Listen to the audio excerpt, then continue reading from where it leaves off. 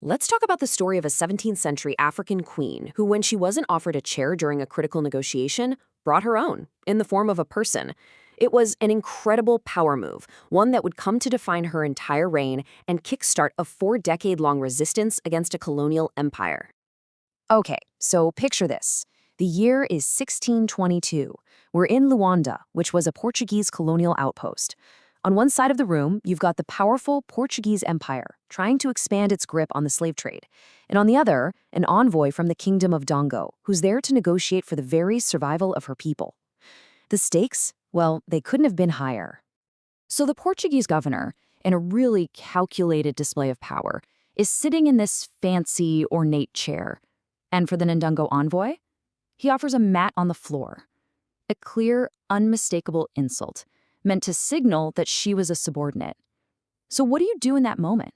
How do you possibly reclaim your power when it's been so publicly taken away?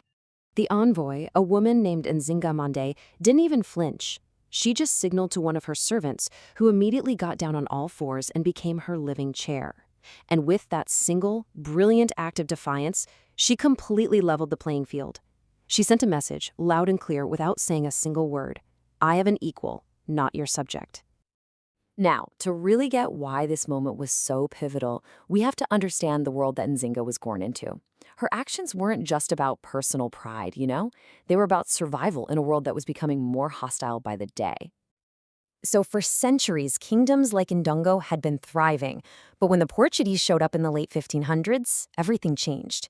They built the port city of Luanda for one main reason: to control and massively expand the trade of enslaved Africans. So this was never about partnership. It was about conquest, and it led directly to a brutal, full-scale war against Nzinga's people. So who was this woman who so cleverly stared down a colonial governor? Well, Nzinga's journey to the throne was anything but easy. It was a path forged in violence, in betrayal, and fueled by this absolutely unbreakable will to rule. Nzinga was born into royalty, right? She was smart, she was educated, and she was fluent in Portuguese, which gave her this incredible insight into her kingdom's biggest enemy. But when her brother took the throne, he didn't see her brilliance as an asset. He saw it as a threat. And in a terrifyingly paranoid move, he had Nzinga's only son murdered and had her and her sisters sterilized, all to make sure she could never produce an heir to challenge him. But here's the thing. Her brother's military campaigns were a complete disaster. With the kingdom on the brink of collapse, the very same man who destroyed her family had to come crawling back to Nzinga for help.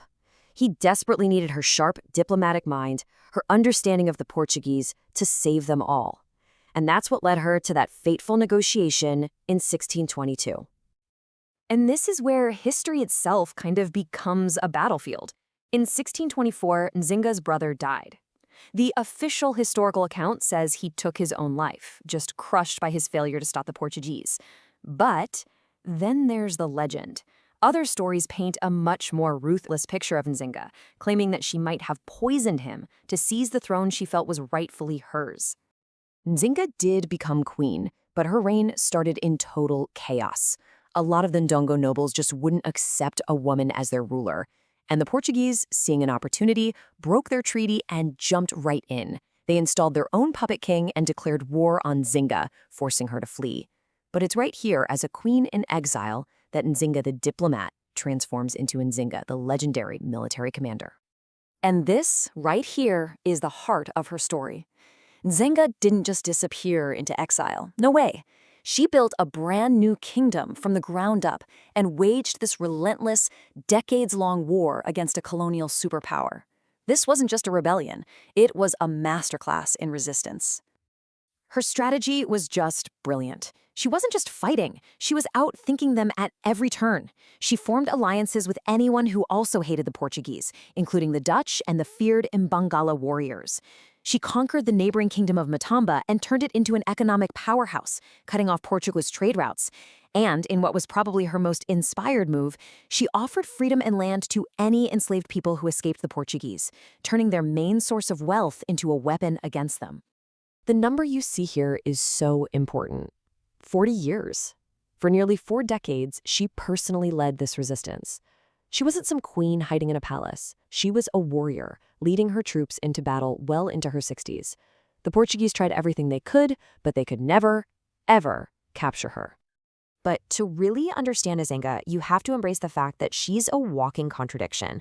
On one hand, she was a revolutionary who completely upended gender norms, even taking the male title of king to command respect. On the other hand, well, to fund her endless war and keep her kingdom alive, she sold her captured enemies into the very same slave trade she was fighting against. This relentless, complicated struggle cemented a legacy that is anything but simple, but one that is incredibly powerful and, as we'll see, lasts to this very day. And in the end, her strategy worked. After decades of constant pressure, a war-weary Portugal finally had to admit that Nzinga just could not be beaten. In 1656, they signed a peace treaty, officially recognizing her as the sovereign ruler of her kingdoms. She had done the impossible. She had forced a European empire to treat an African kingdom as an equal. Nzinga died peacefully in her bed in 1663, when she was around 81 years old. Her legacy is just monumental. Today, she is revered as a national hero, the symbolic mother of Angola. Her unwavering fight for independence became a foundational story for the country's own struggle for freedom from Portugal centuries later. So we're left with this incredibly complex portrait, right? Nzinga was a liberator and a diplomat, a warrior and a slave trader, a brilliant, powerful, and ruthless leader who did what she felt was necessary to save her people. And it leaves us with a question that really echoes through history. How do we judge leaders who walk that fine line between hero and tyrant to save their nation?